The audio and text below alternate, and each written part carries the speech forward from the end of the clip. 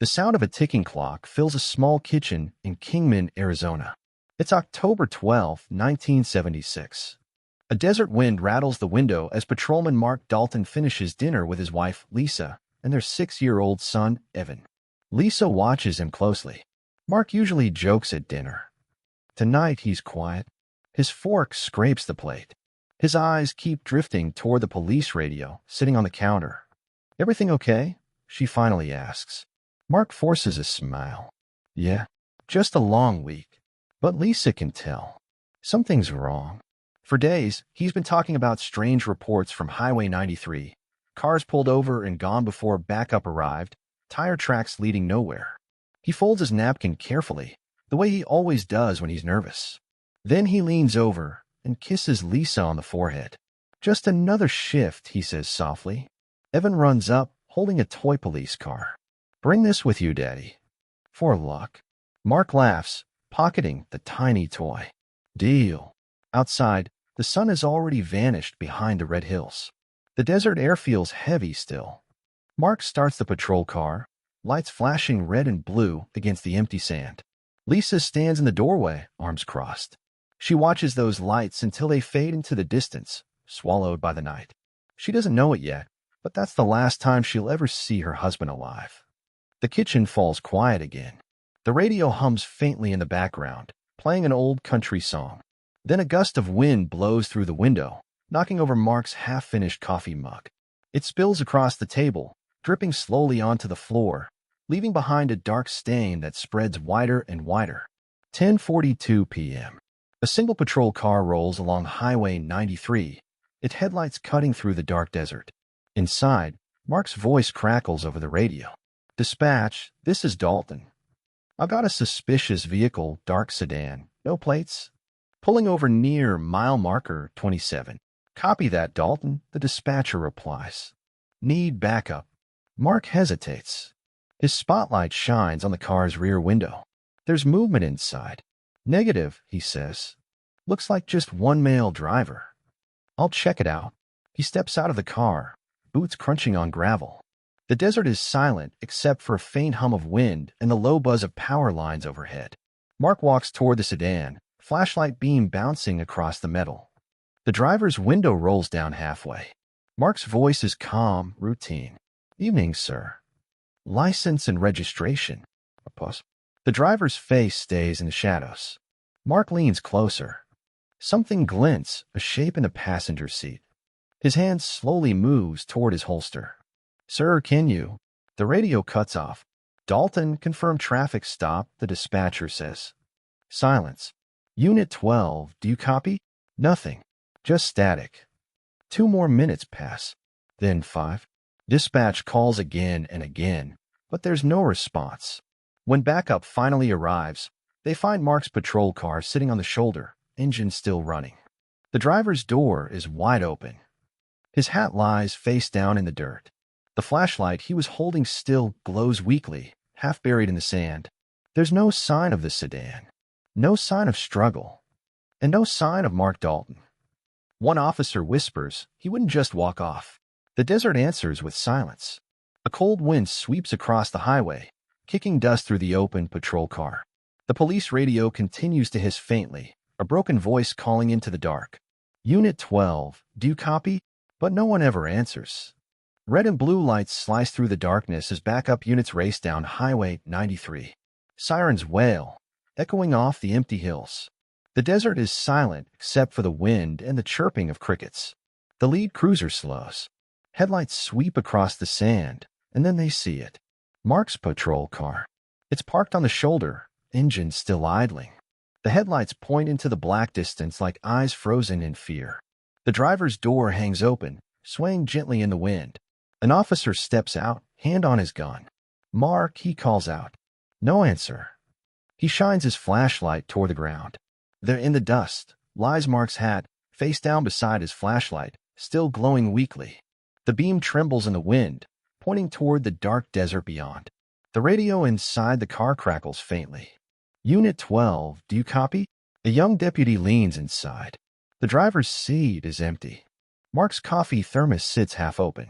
The car clock blinks 10:46 p.m. They check the trunk, the road, the nearby ditch. Nothing. Another officer finds tire marks, 2 sets, leading off the shoulder and disappearing into rocky ground. Looks like another car was here, he says quietly. The desert hums with a low, eerie wind. Somewhere far off, the coyote cries. The sergeant looks around. Spread out. Lights on. He can't be far. For the next hour, they search in silence, calling his name. The sound of their boots crunching gravel is the only reply. When they regroup at the car, one deputy whispers, "No signs of a fight." It's like he just vanished. The sergeant looks out at the vast, endless dark. The air feels heavy, like the whole desert is holding its breath. He finally speaks. "Get the helicopters up." Now, Scene 4, the search begins, 420 words. By midnight, Highway 93 turns into a sea of flashing lights. Patrol cars line the road for miles. Officers, locals, and volunteers gather with flashlights and search dogs, spreading into the desert. The wind howls across the sand, carrying voices that fade into nothing. Helicopters sweep the rocky hills, spotlights cutting through the dark. Dust and light swirl together, painting ghostly shapes across the desert floor. "Found something," a deputy yells. Everyone rushes over. There in the sand are footprints. Big ones. Mark's boots. They lead away from the car for about 20 yards, and then just stop. No drag marks. No tire tracks. Nothing beyond that. It's as if he walked into thin air. "Check the ravine," someone says. "Check the old mining road." They search until dawn. The only things they find are pieces of brush and animal tracks. Back in town, Lisa Dalton waits by the window, staring at the clock. Every minute feels longer than the last. She keeps expecting headlights to appear in the driveway. She's still in her robe, coffee untouched, when the phone rings. It's the department. Lisa's hand shakes as she answers. "Did you find him?" A long pause. Then a voice says softly, "We're still looking." Outside, the first light of morning spreads over the desert. From above, the highway looks like a thin gray scar cutting through endless sand, and somewhere out there, Mark Dalton is gone without a trace. Lisa whispers into the silence, "Come home, Mark, please." But the desert gives nothing back. By sunrise, word spreads fast. A state trooper vanished during a routine stop. Radios across Arizona crackle with updates. News vans roll down Highway 93, reporters climbing out with cameras aimed at the empty patrol car still sitting by the shoulder. The scene looks frozen in time. The engine is cold now, but the headlights still face the highway, 2 pale beams stretching across the desert road. The driver's door hangs open, dust swirling around it. Mark's hat, his flashlight, his radio, all still there untouched. Investigators pace around a car, scanning every inch.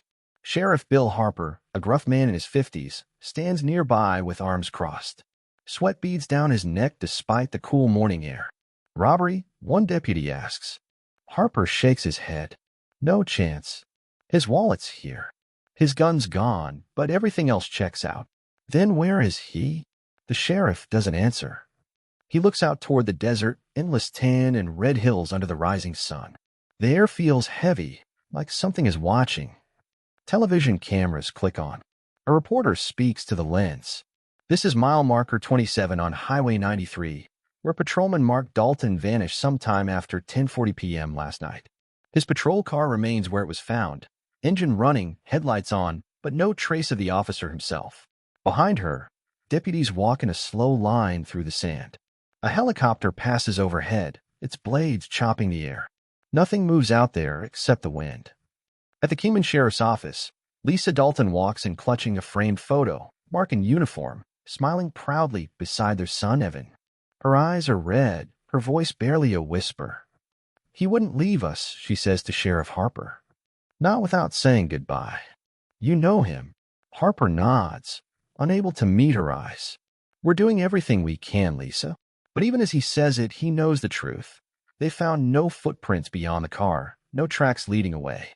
Just a few faint tire marks that fade into open desert.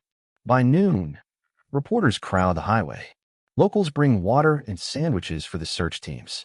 Kids watch from a distance, whispering stories about ghosts and smugglers. The desert hums under the sun, wide and endless, offering no answers. That evening, as the sun sinks low, the searchers pack up. One by one, patrol cars pull away, their lights fading into the dusk. Only one vehicle remains, Marks. Its headlights still face the open road, cutting through the dark like eyes that refuse to close. A soft breeze moves across the sand, lifting the edges of his hat. The sheriff watches a moment longer, hands on his hips. "We'll start again at first light," he mutters. A deputy nods, closing the trunk of the patrol car. Then, as they leave, the desert falls silent again. The hum of insects fades. The sky turns black over Highway 93. The empty cruiser sits alone, its lights casting a ghostly glow over the asphalt. The radio crackles faintly inside, one last whisper of static echoing through the night. And then nothing. Just a patrol car waiting on the shoulder of an empty desert highway, the last place Mark Dalton was ever seen alive. The first rays of sunlight crawl over the Arizona desert, painting everything gold. The land looks endless, quiet, empty, and cruel. But this morning, it isn't quiet. Helicopters hover low, chopping the air. Their shadows slide across dry hills. Down below, dozens of searchers move in wide lines. They wear orange vests that flash against the pale sand. Some carry poles to poke the ground. Others walk with dogs sniffing through the brush. The radios crackle nonstop. Team Bravo, move north. Copy that. Every few minutes, someone yells, "Found something," and everyone rushes over. But it's never him. Just an old tire, a snake trail, or a broken beer bottle half buried in dust. The sun climbs higher, and heat waves shimmer off the ground. Sweat runs down faces. Some men take off their hats, shaking sand from their hair. Even the dogs slow down, panting hard. Lisa stands at the search base, watching the horizon. Her eyes are red from no sleep. A deputy offers her water, but she barely nods. She just whispers to herself, "He's out there. I know he is." By noon, the sound of engines fades as teams spread farther out.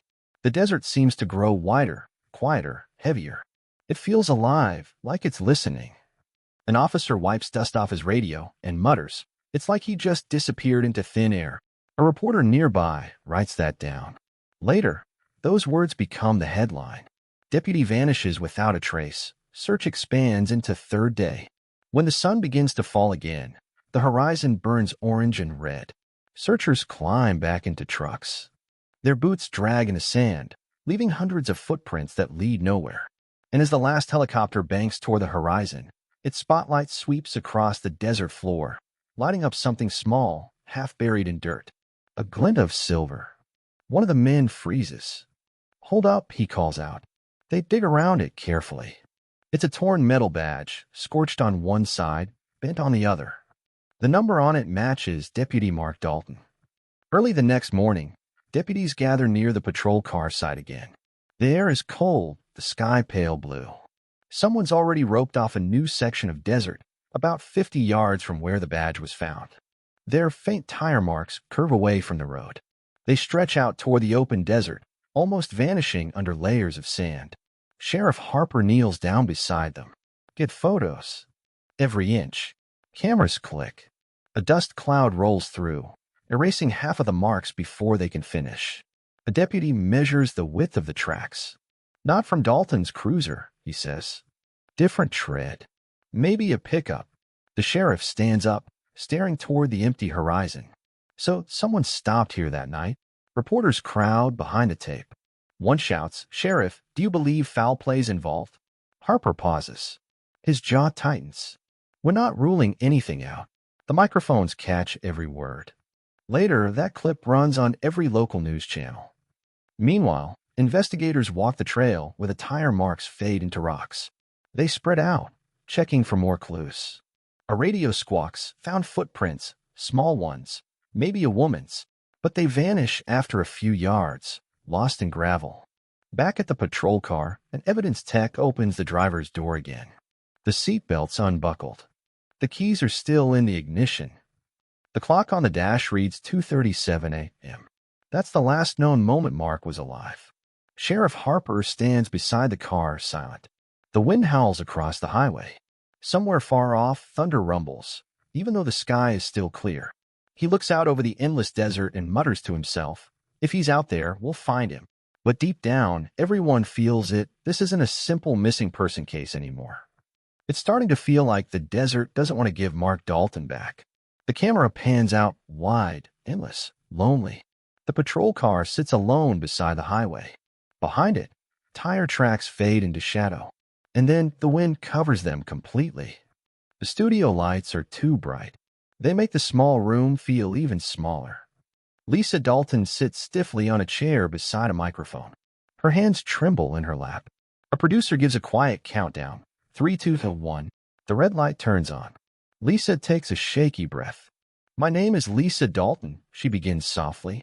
"My husband, Deputy Mark Dalton, has been missing for 6 days." Her voice cracks on the last word. "He had no enemies. He was a good man." She pauses, eyes glistening.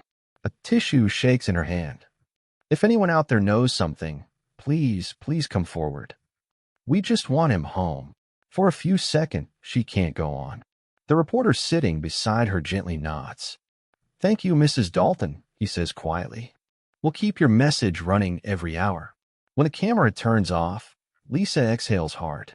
She looks down at the microphone and whispers, "He wouldn't leave us." That night, the broadcast plays across Arizona. In diners, truck stops, and living rooms, people stop what they're doing. The sound of her trembling voice fills every corner. At a small gas station outside Tucson, 2 old men watch the screen above the counter. One shakes his head slowly. "Poor woman," he mutters. "That kind of pain, you can't fake that." Across town, in a dark bar, someone says something different. "What if he just ran off?" The bartender frowns. "You think a deputy would fake his own disappearance?" The man shrugs. "I've seen stranger things." In one living room, a little girl points at the screen. "Mommy, that's my teacher's husband." The mother hushes her, tears in her eyes. By midnight, phone lines at the sheriff's office are jammed. Dozens of tips pour in, sightings, noises in the desert, even a strange light someone saw near the highway that night. Most of it leads nowhere. At home, Lisa watches the late-night replay. Her own face stares back at her, pale, shaking, desperate. She turns off the TV and sits in silence. The house feels too big without him. Outside, the wind picks up again. It rattles the windows and carries the faint hum of passing cars, the same sound Mark heard every night on patrol. But now it only sounds like distance. A week passes. The search continues, but hope starts to fade. The once busy command post near the desert is quiet now. A few trucks still roll out each morning, but fewer people show up to help. And that's when the whispers begin. At a roadside diner, a trucker leans over his coffee. "Heard from a guy down in Yuma, said he saw Dalton arguing with some man in a black sedan a couple days before he went missing." Across town, someone else claims, "Didn't he stop a car full of smugglers last month? Maybe they came back for him." No one knows what's true. But rumors spread fast in a small town. Soon, they reach the sheriff's office. Reporters call nonstop. Was Deputy Dalton involved in any recent drug investigations? Did he make enemies on the job? Sheriff Harper gives the same answer every time. "We have no evidence of foul play." But even he sounds tired now. Then a new headline hits the front page of the Arizona Sentinel. "Patrolman's past under review." At the grocery store, people whisper as Lisa walks by. She feels their eyes on her. One woman leans toward another and murmurs, "They say he was hiding something." Lisa grips her shopping cart tighter. She keeps walking, head down, pretending not to hear. But she does. Every word, every look. That night, she sits alone at the kitchen table. The phone rings again, another stranger claiming to know something. It's always the same. Empty talk. She looks at Mark's photo on the fridge, his smile frozen in uniform, proud and certain. "Why won't they believe you?" she whispers. Outside, the wind blows through the empty street. It sounds almost like a voice, carrying stories that may or may not be true. And by morning, everyone in town will be repeating them. By November, the desert looks dead. The heat has faded, replaced by cold winds that sweep across the empty land. What was once full of search teams and news vans is now silent. Just a few tired officers, still holding on to hope. Helicopters no longer fly overhead. The sound of engines that once echoed across the valley is gone. Now, Only the crunch of boots in the sand breaks the quiet. Deputies dig through dry riverbeds, shovel after shovel. Others climb down into old mine shafts, flashlights cutting through the dark. Every time they think they've found something, it turns out to be nothing. A scrap of metal, a lost shoe, a torn jacket that turns out not to be Mark's. Sheriff Harper stands beside one of the dig sites, his breath visible in the cold morning air. "We'll keep at it," he mutters, but even he sounds unsure. The days blur together. Locals on horseback ride miles into the canyons. Volunteers comb through brush and rocks until their shoes were thin. But every trail dies the same way, fading into the sand like it was never there. Then, one afternoon, a burned-out car is found deep in the desert. Hope surges again. Maybe, just maybe, it's connected. Investigators rush out, hearts pounding. But when they run the plates, it belongs to an old theft case. Nothing to do with Mark. By the end of the month, the command post shuts down. The white tints are packed away. The maps with red pins and circles are rolled up and stored in boxes. One by one, the searchers drive off, leaving only tire marks in the dirt. Lisa refuses to leave right away. She visits the site one last time, the stretch of Highway 93 where it all began. The patrol car is long gone, but its old tire tracks are still faintly visible in the sand. She kneels beside them. The cold wind stings her face, but she doesn't move. "I'm not giving up," she whispers. Her voice is steady but soft. "Not ever." The sun dips low, painting the desert in orange light. For a moment, it looks peaceful, almost beautiful. But Lisa knows better. The desert isn't peaceful. It's silent. And silence means nothing has changed. As she drives home, her headlights sweep across the endless open land, the same land that swallowed her husband whole. By December, winter settles in. The air turns sharp, the nights colder. At the sheriff's office, the final report is typed and filed away. It's only 1 page long. No further leads at this time. The file closes with a soft click. And for the first time since that night, no one is out there looking for Mark Dalton. By Christmas, Kingman doesn't feel the same. The lights still hang across Main Street, but they flicker duller this year. The Dalton house, once full of laughter, stays dark most nights. Only the soft glow from Evan's bedroom window breaks the blackness. Inside, Lisa tucks her son into bed. He clutches a toy police car, his dad's old gift. "Mom," he whispers, "can Santa find Dad, wherever he is?" Lisa's eyes well up. She nods slowly, forcing a smile. "Of course he can, sweetheart." But when she turns off the light, her face crumbles in the dark. Across town, the story of Patrolman Mark Dalton still fills every booth and counter. In diners, truck stops, and gas stations, the same voices whisper the same theories. He saw something. He ran off. He's buried out there somewhere. Some swear they heard gunshots that night. Others claim a black car was spotted speeding down the highway after midnight. But no one really knows. And every story changes a little with each retelling. At the police station, the mood is heavy. Decorations hang awkwardly above empty desks. Officers try to move on, but everyone feels the absence. On one wall, a wooden nameplate reads, "I'm Dalton." Late one evening, Sheriff Harper quietly removes it. The click of the screws echoes in the silent room. He sets the plate on a shelf, next to Mark's badge photo. For a long time, no one says a word. Detective Ray Hollis, just a rookie back then, watches from the hallway. He doesn't say anything either, but something in him refuses to let it go. He can't stop thinking about the footprints that went nowhere. The missing weapon. The tire tracks that vanished into rocks. He stays after hours, flipping through the case file again and again, as if a new clue might suddenly appear. But it never does. Just the same few pages. The same dead ends. The same unanswered questions. At home that night, Hollis looks out his window at the stretch of desert beyond the town. The stars shimmer above it, cold and endless. Somewhere out there, he thinks, is the answer. By the end of December, Highway 93 is quiet again.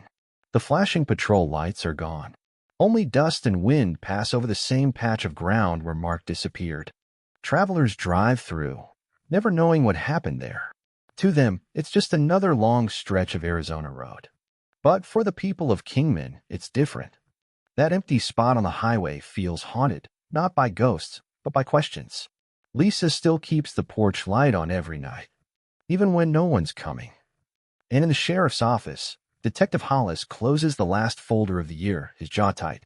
Something's missing, he mutters to himself. Outside, the desert lies still, holding its secrets.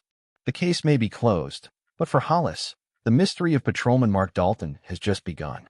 It's 1978, 2 full years since Patrolman Mark Dalton vanished. Inside the Kingman Sheriff's office, the old case file sits at the bottom of a metal drawer, covered in dust.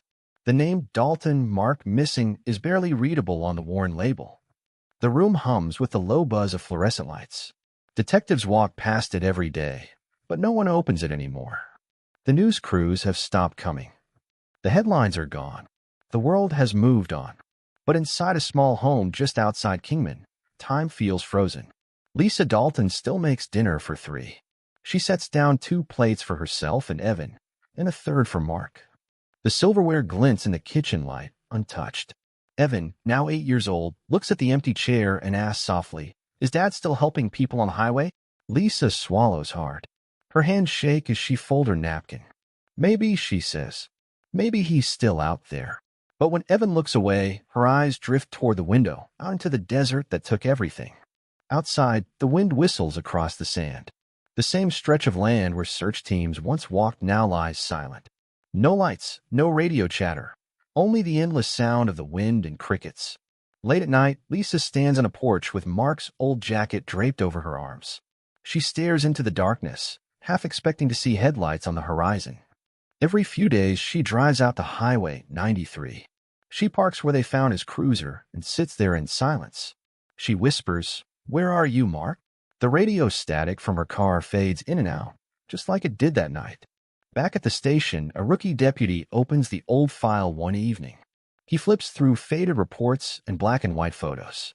After a few minutes, he quietly shuts it again and mutters, "There's nothing here." And he's right. No new clues. No new evidence. No suspects. Just a missing officer and an empty desert. For everyone else, it's just another cold case. But for Lisa and Evan, every day still begins and ends with the same question. What really happened that night? The truth remains buried, somewhere under miles of silence. By 1979, the mystery of Patrolman Mark Dalton has turned into legend.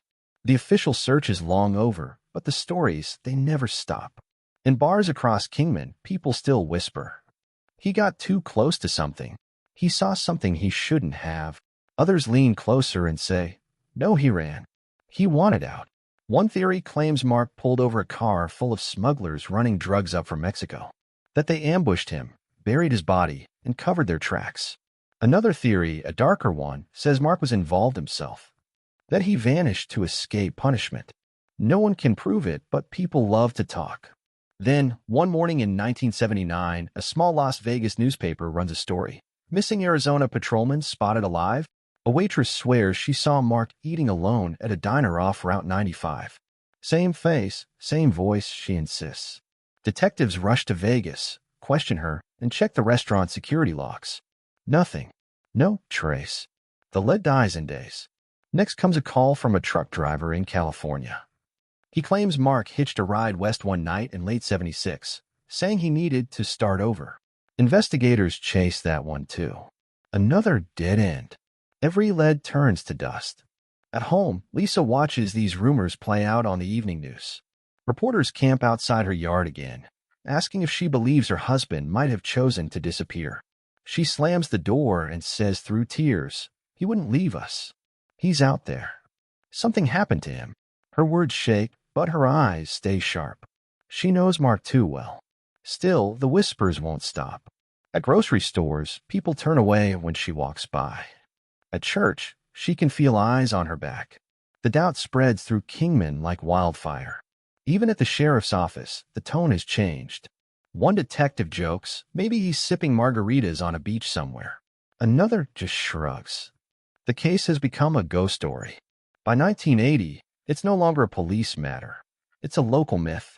Truckers driving Highway 93 at night talk about seeing a lone patrol car's headlights flashing in the distance, only to vanish when they get closer. Teenagers dare each other to drive that same stretch and find the missing cop. But beneath the jokes and legends, something darker lingers, a quiet unease. People want to believe it's over, but they can't. Lisa still visits the same spot once a month. She leaves fresh flowers on the roadside where the car was found. No marker, no cross. Just flowers placed in the dirt. As she stands there, she whispers, "I'll find you, Mark. I don't care how long it takes." Her voice is carried away by the wind, the same wind that's been sweeping across the desert since the night he disappeared. For most of Kingman, the case of Mark Dalton is over. Just another mystery lost to the sand. But for one detective, Ray Hollis, it's about to start all over again. In 1981, Lisa finally makes the hardest choice of her life. She packs her things, loads up her car, and drives to Prescott, Arizona, with little Evan asleep in the back seat. 4 months, she's tried to hold on, waiting for a phone call, a letter, something. But she can't drive past Highway 93 anymore. Every mile reminds her of that night, of flashing lights, of the radio that went silent. Inside her home, a small box sits on the kitchen table. Inside it are the last pieces of Mark's life, his folded uniform, his badge, and his wedding ring. She traces her finger across his nameplate one last time. Before she leaves, Lisa drives out to the desert, the same place she's come to every week since the search ended. The wind howls through the brush. The road is empty. She stops at the old mile marker where Mark's patrol car was found.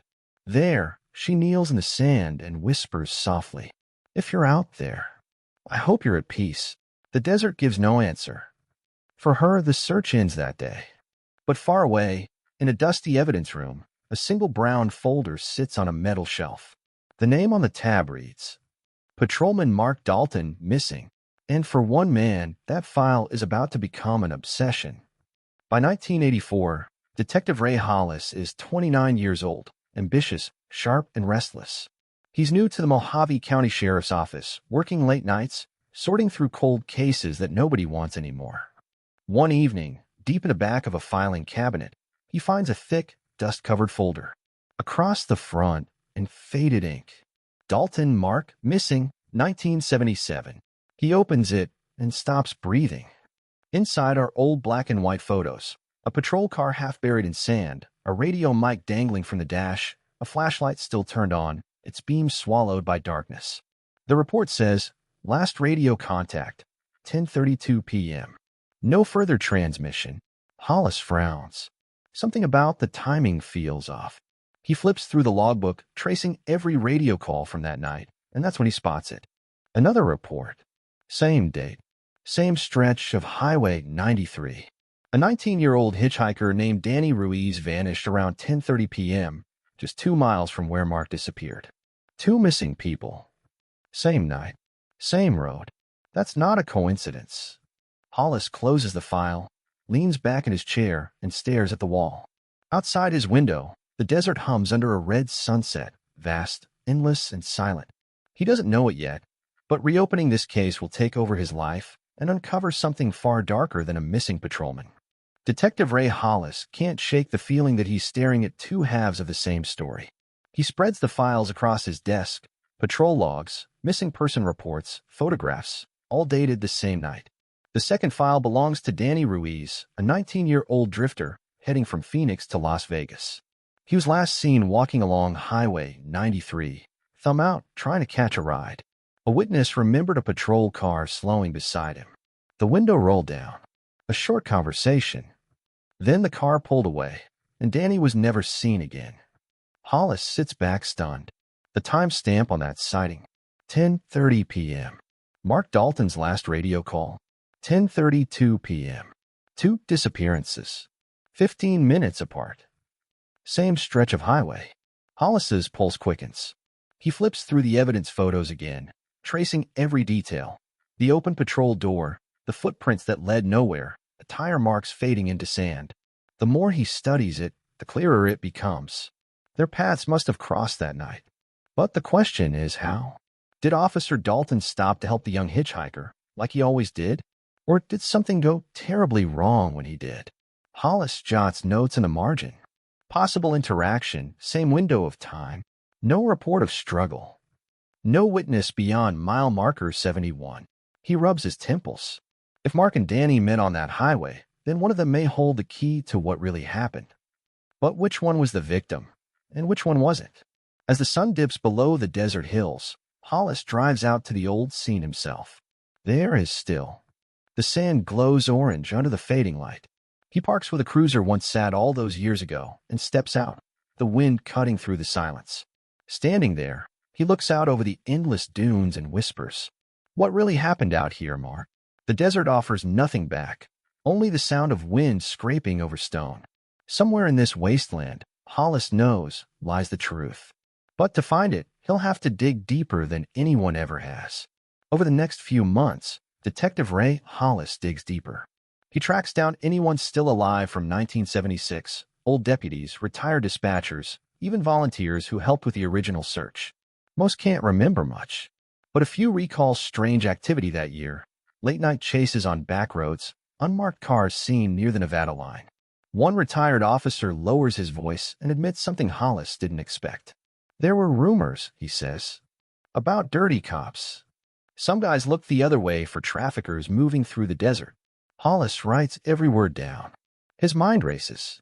What if Mark Dalton didn't just vanish? What if he found something he wasn't supposed to? A patrolman alone on the highway. A young hitchhiker in the wrong place at the wrong time. And a car full of men desperate to keep their secret buried. The pieces start to fit together. Maybe Mark pulled that car over. Maybe Danny Ruiz was already inside. And maybe neither of them was meant to survive what happened next. But without proof, Hollis can't take it further. All he has are theories and the quiet feeling that the desert still knows the truth. In his notebook, he writes one final line. Dalton and Ruiz both gone. October 12, 76. 2 miles apart. Same hour. Same road. Not an accident. For the first time in 8 years, the Dalton case flickers back to life. It's August 1994, 18 years since patrolman Mark Dalton vanished. Two friends, Jake Turner and Ron Myers, are hiking through a remote canyon west of Kingman, Arizona. The sun beats down hard, and the air shimmers with heat. They follow a dry wash that cuts between red cliffs. Jake spots a small opening behind a wall of rock. Let's check it out, he says. Inside, the temperature drops. Their footsteps echo. The cave smells of dust and metal.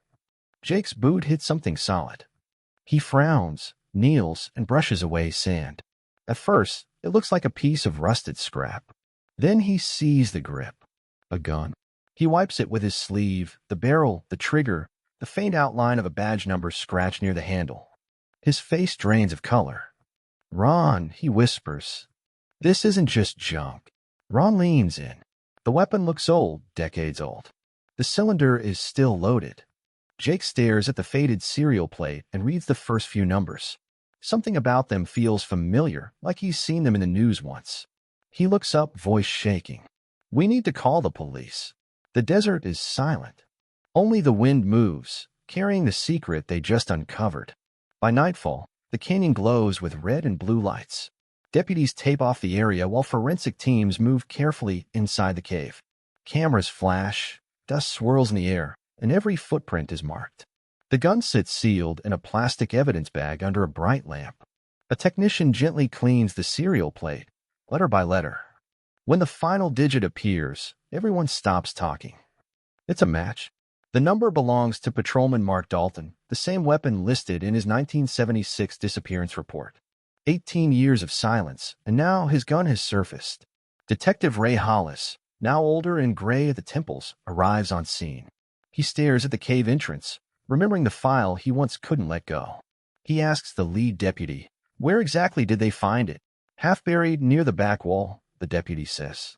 No body, just the gun. Hollis studies the rock floor, his flashlight sweeping across old bones of small animals, bits of cloth, and tire tracks fossilized in hardened mud. He crouches down, feeling the dirt between his fingers. This place wasn't random, he says quietly. Someone wanted it hidden. Outside, reporters crowd the road. Cameras flash as the sheriff gives a brief statement. An item believed to belong to Officer Dalton has been recovered. The investigation is active, but as the crowd disperses, Hollis doesn't move. He looks back at the dark opening of the cave, the air inside still, heavy, almost watching. If the gun's here, he thinks, then Mark might have been here too. And whoever put that weapon under the sand, they never wanted it found. Inside the cave, investigators move slowly, careful not to disturb a single inch of ground. Flashlights sweep over the walls as dust hangs in the air like smoke. A gloved hand brushes away sand near the back of the cave, and something small glints under the light. It's a cracked leather wallet, half buried, its edges rotted with time. Inside, a corroded badge barely clings to the lining. The faint words are still visible. Arizona Highway Patrol. Another investigator calls out, "Got something else." He lifts a torn piece of fabric, stiff and faded blue. The stitching matches the old patrol uniforms from the 1970s. Then, near a pile of animal bones, they find a few metal buttons, the kind worn on an officer's shirt. Everyone in the cave goes quiet. Detective Carla Reyes, leading the cold case unit, kneels beside the evidence. Her voice is low, almost a whisper. "Someone put these here," she says. "This wasn't random." She studies the floor, the way the items are placed, the way the sand covers them. It's like someone buried them, but not too deep. Technicians carefully bag each item. GPS coordinates are logged. Photographs taken. Before leaving, Reyes steps outside and looks across the desert, the same desert that held its secret for 18 long years. She exhales slowly. The desert finally spoke, she says. And for the first time in nearly 2 decades, Mark Dalton's name is back on everyone's lips. The next morning, in a quiet Prescott neighborhood, a retired detective pours himself a cup of coffee. The radio hums softly in the background, until one sentence makes him stop cold. Breaking news. Investigators confirm discovery of service weapon belonging to missing patrolman Mark Dalton. Ray Hollis sets the mug down, hand trembling. He listens to the rest of the report, every word hitting him like a memory. Without hesitation, he grabs his keys. By noon, he's driving back toward Kingman, the same stretch of desert highway he once searched so many years ago. His old badge, scratched and worn, hangs from his belt. When he arrives at the site, Detective Carla Reyes greets him. "You must be Hollis," she says. "We've read your old reports." He nods, eyes fixed on the cave. "He was here," he mutters. "I knew he didn't run." Reyes shows him the photos, the gun, the badge wallet, the fabric scrap. Hollis studies them carefully, zooming in on one image. "The gun wasn't buried by accident," he says finally. "Look at the angle. It was wedged between rocks."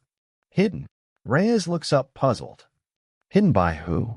Hollis stares into the dark cave mouth, the wind howling behind him. "By someone who didn't want the truth to come out."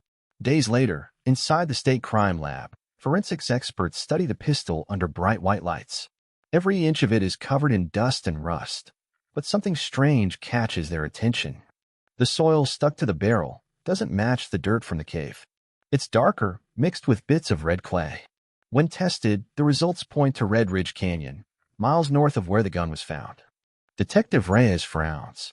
"So the gun was moved?" The technician nods. "Sometime after the original crime. This cave wasn't the scene, it was the dump site."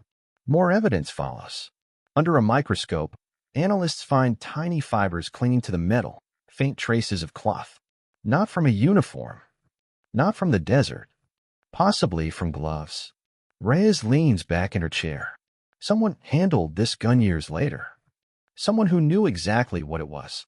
When Hollis hears the results, he stares at the photo of the gun on the board. "This wasn't about hiding a weapon," he says quietly. "Whoever did this didn't just want to hide a crime. They wanted to erase a man." Reyes nods slowly, realizing what that means. For 18 years, someone carried a deadly secret. Now, because of one rusted gun, that secret is starting to surface. That night, Hollis sits alone in his car, parked on a hill overlooking the Black Desert. The moonlight glows off the sand, the same land that swallowed Mark Dalton all those years ago. He opens an old brown folder, the Dalton case file.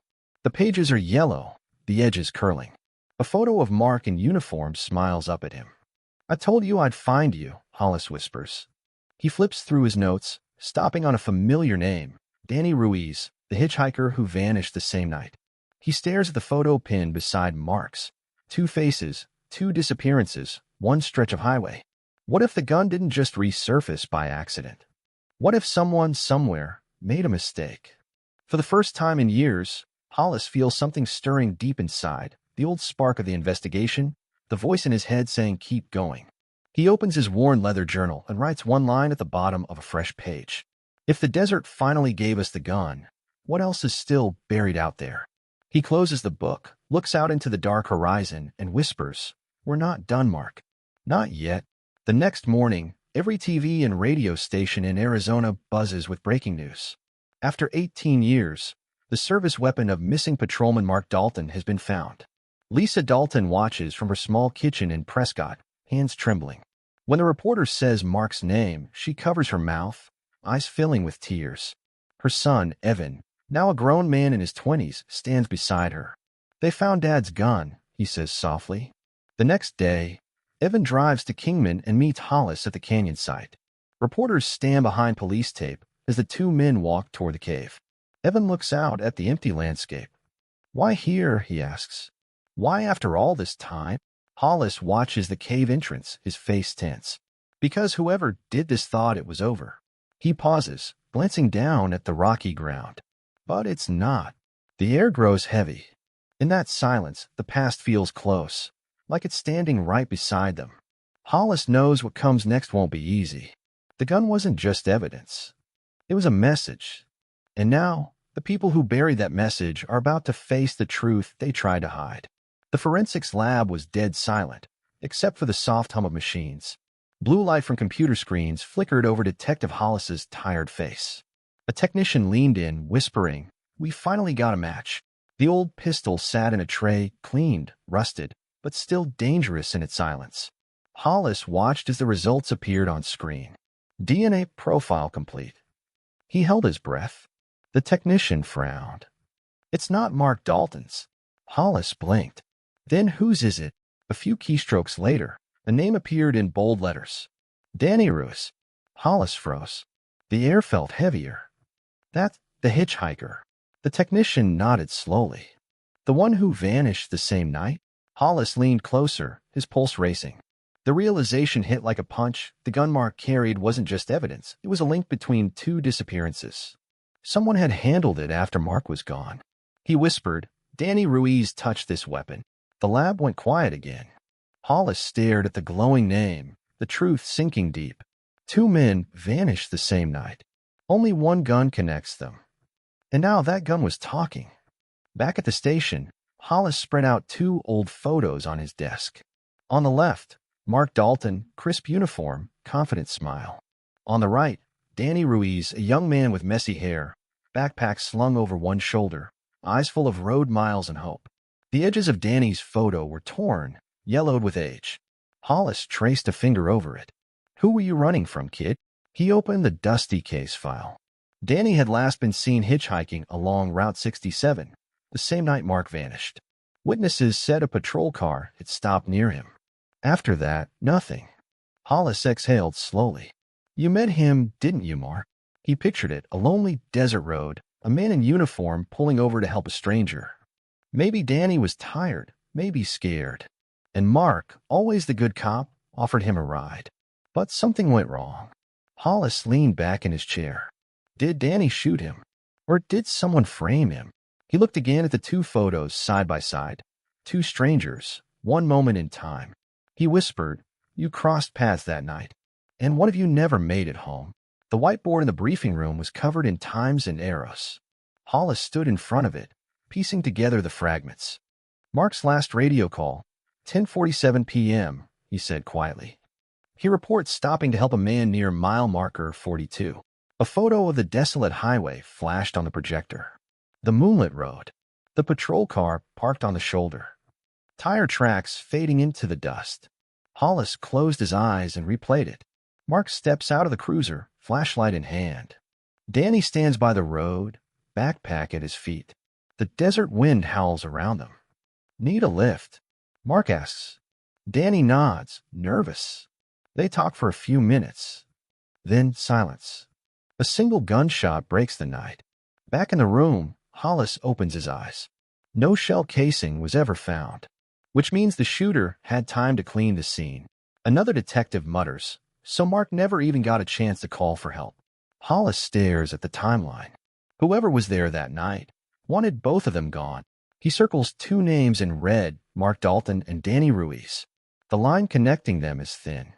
But now it's starting to burn. Late afternoon, the wind rolled across the open desert.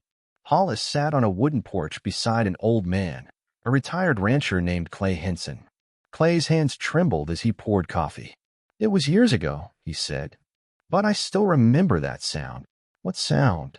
Hollis asked. "Gunfire," the man whispered. "One shot, then another, maybe a minute later. Came from the ridge." Hollis leaned forward.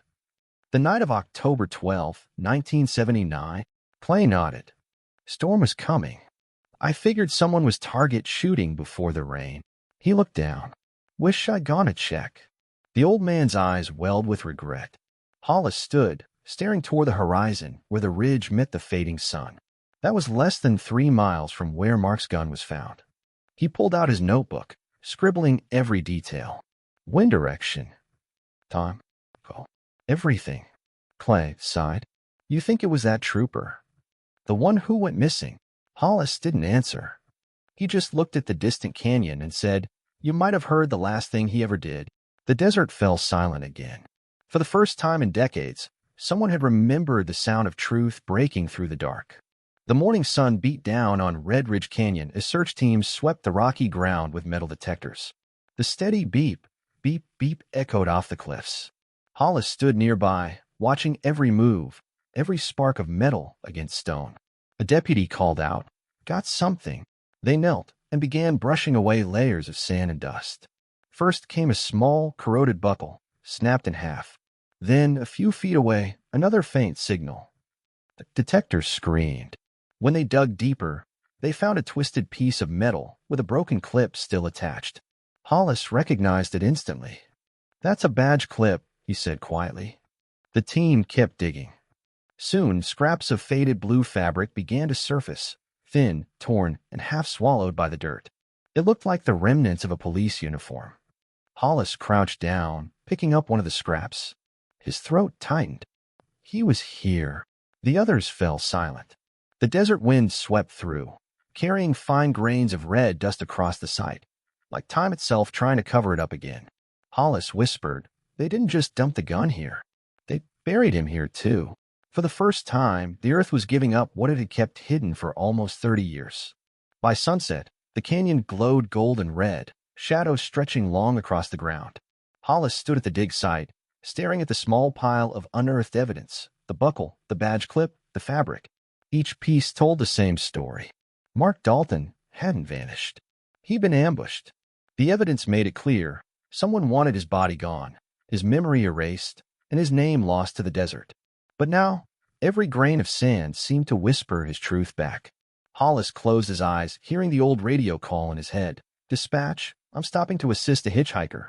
He whispered, "You never made it home, Mark. But we found you." The deputies packed up the items carefully, labeling every bag. Hollis turned to look at the fading sun. "Whoever did this thought the desert would keep their secret," he said softly. "But the desert talks." And tonight, after decades of silence, it finally had. Papers scatter across the desk as Hollis flips through decades-old case files, his lamp flickering in the dim light. Dust covers everything, but one name keeps jumping off the page, Deputy Cal Warren. He mutters, why does his name keep showing up next to Danny Ruiz? The deeper he digs, the stranger it gets. Warren's signature appears on multiple reports from the same month Mark disappeared. Traffic stops, arrest logs, every time tied to Danny Ruiz. Hollis leans back stunned.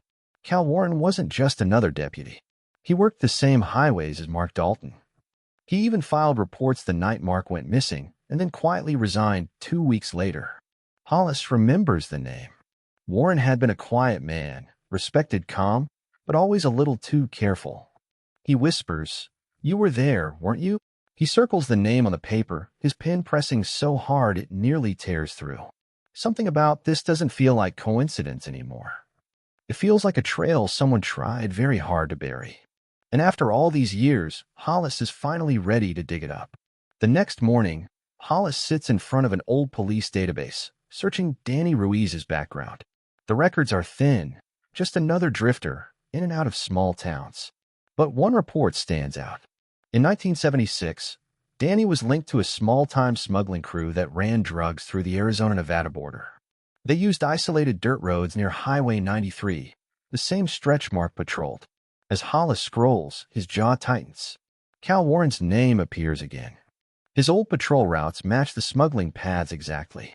He prints out the maps, laying them side by side. The dots connect, literally. Warren's route. Danny's movement. The night of October 12th. This wasn't random, Hollis whispers. Mark stopped the wrong car. He imagines the scene, Mark pulling Danny over for a simple traffic stop, unaware the car held something more than just a nervous hitchhiker. And somewhere close behind, Deputy Cal Warren, the man supposed to back him up, already knew what that car was carrying. The realization hits hard. This wasn't bad luck. This was betrayal from inside the badge. Days later, Hollis drives across the desert toward a faded trailer park near the Nevada line. The sun burns low, painting everything orange. He steps out of his car, the gravel crunching under his boots. A man appears in the doorway of a weathered trailer, gray hair, hunched shoulders. Cal Warren. Can I help you? Warren asks, voice thin. Hollis holds up a photo, the rusted pistol, the badge scrap. You already have, he says quietly. Inside, the air smells like dust and cigarettes. Hollis lays the photos across the table one by one. The gun, the uniform, the DNA report. Warren stares at them without blinking. His hands shake slightly. I don't know what this is, he mutters. Hollis leans forward. It's Mark Dalton's life. And you were there. Silence. Only the hum of an old refrigerator fills the room. Warren's lips part, but no words come out. His eyes drift toward the window, to the same desert he once called his patrol ground. You think the desert forgets? Hollis asks softly. Warren's stare hardens. But beneath it, fear flickers. He doesn't answer. He doesn't need to. The guilt in his eyes says everything. Hours later, under interrogation, Cal Warren finally cracks.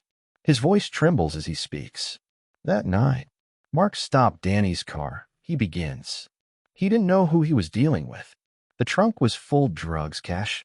I told him to walk away. Hollis leans in. But he didn't, did he? Warren shakes his head. No. He said he'd report it.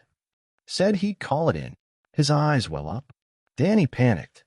He pulled Mark's gun. There was a struggle, one shot. Mark fell.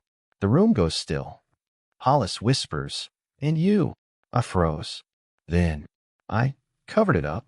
Warren's voice breaks. I buried the gun in the canyon, hid the uniform, burned the car. I thought it would end there.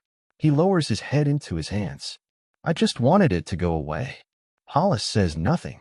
The truth hangs heavy between them. After 30 years of silence, the story finally has a voice, and it's uglier than anyone imagined. The next morning, police swarm Warren's property. Yellow tape flutters in the wind. Ground-penetrating radar sweeps the dirt behind an old barn. Got something, a technician says. They dig carefully, inch by inch. Then the metal detector screams. Shovels scrape the earth, and soon something solid appears beneath the soil. A crushed piece of metal. They lift it out gently, wiping away the dirt. The letters glint faintly in the sunlight. Arizona Highway Patrol. It's a badge, twisted, rusted, nearly broken in half. Hollis steps forward. His voice cracks. That's Mark's. No one speaks. The only sound is the wind brushing across the open field. 18 years of searching, of rumors, of doubt, and now the truth lies in his hands. He stares at the badge for a long time before whispering, You didn't run, Mark. You tried to do the right thing. A single tear slides down his cheek. The others look away. Justice has finally dug its way back to the surface, one piece of metal at a time.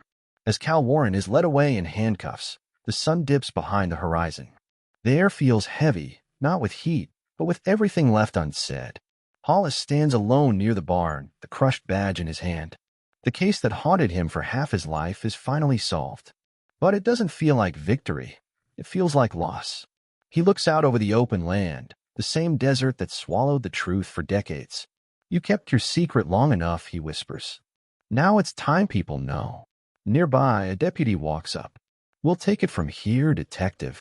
Hollis nods but doesn't move. He's still staring into the fading light, hearing echoes of a voice long gone. "Dispatch, I'm stopping to assist a hitchhiker." That simple act of kindness had cost Mark his life. As the night settles, Hollis places the badge gently into an evidence bag. He turns to leave but stops, looking back one last time at the dusty field.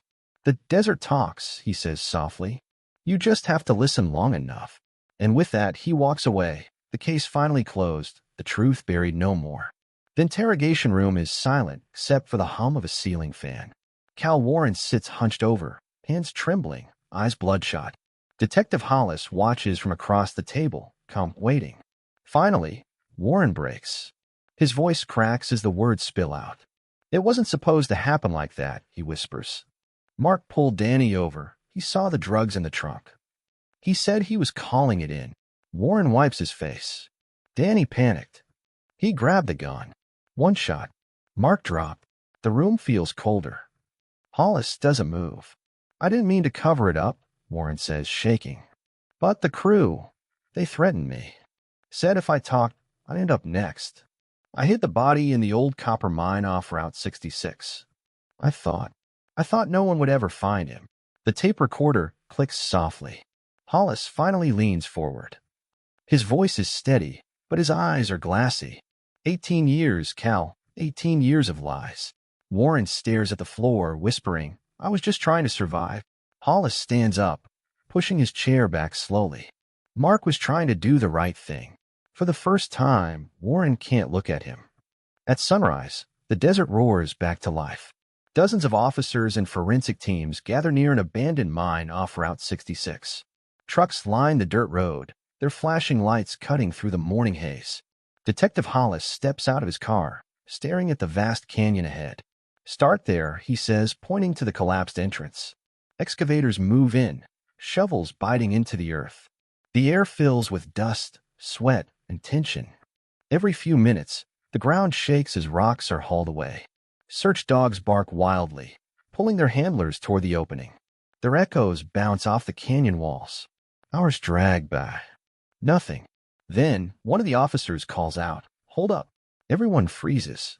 Near the edge of the tunnel, half buried under rubble, a small scrap of fabric flutters in the dry wind. Hollis kneels beside it and gently brushes away the dust. It's blue, faded, torn. A police uniform sleeve. He doesn't speak. He just stares, his heart pounding. For 18 years, the desert held its secret. Now it's starting to let go. "Keep digging," Hollis says quietly. "He's here." The team nods, pushing deeper into the collapsed mine, the truth waiting somewhere in the dark.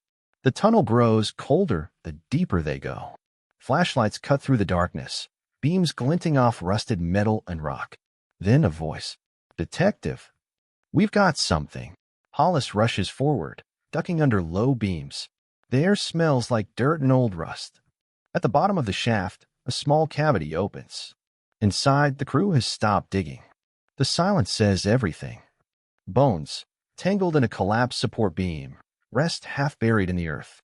Around them, a cracked patrol belt and a rusted badge glint faintly under the flashlight. Number 187. Hollis exhales, his hand shaking as he reaches for badge. "That's him," he whispers. No one moves. Even the toughest officers turn away, eyes wet. 18 years of mystery, theories, and pain, all ending here in a cold, forgotten mine. The deputy quietly removes his hat. "Welcome home, Mark," he says. Hollis steps back, his throat tight. The sound of cameras clicking fills the silence as the forensics team begins their careful work. He looks up at the tunnel ceiling, whispering to himself, "You didn't run. You never ran."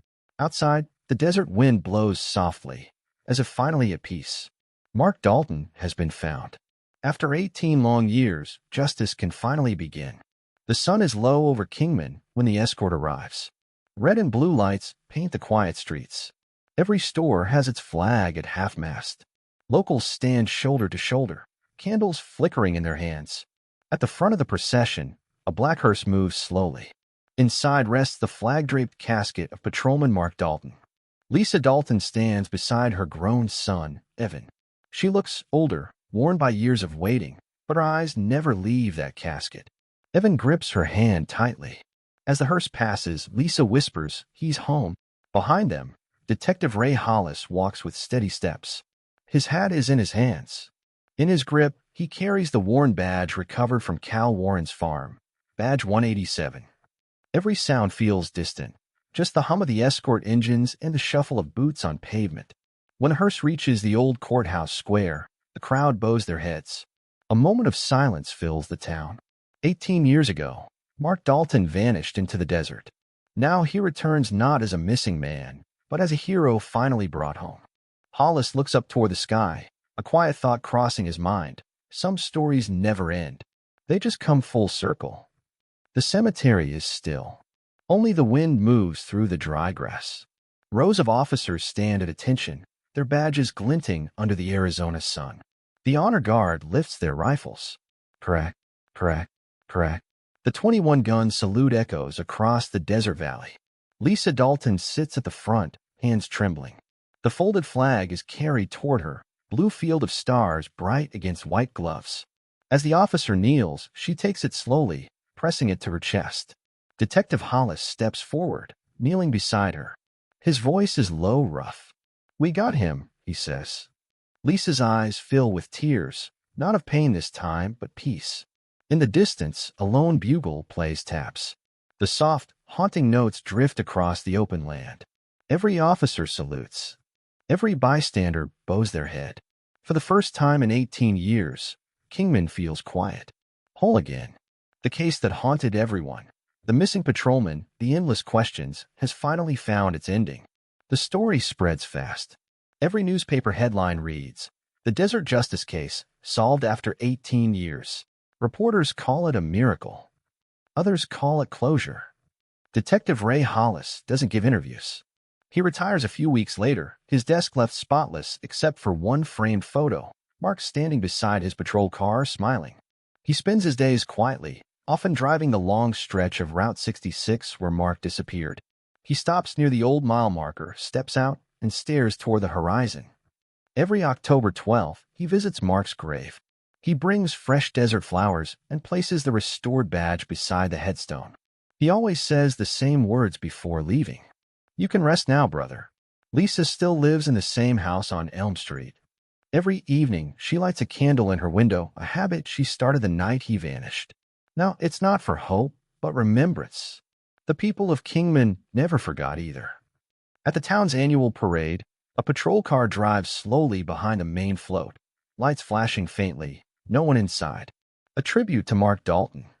In the final shot, the desert is empty again. The wind blows through the canyons. Far in the distance, faint red and blue lights shimmer across the sand, Mark's patrol lights, echoing like a ghost. A reminder of a man who never stopped protecting others, even after death.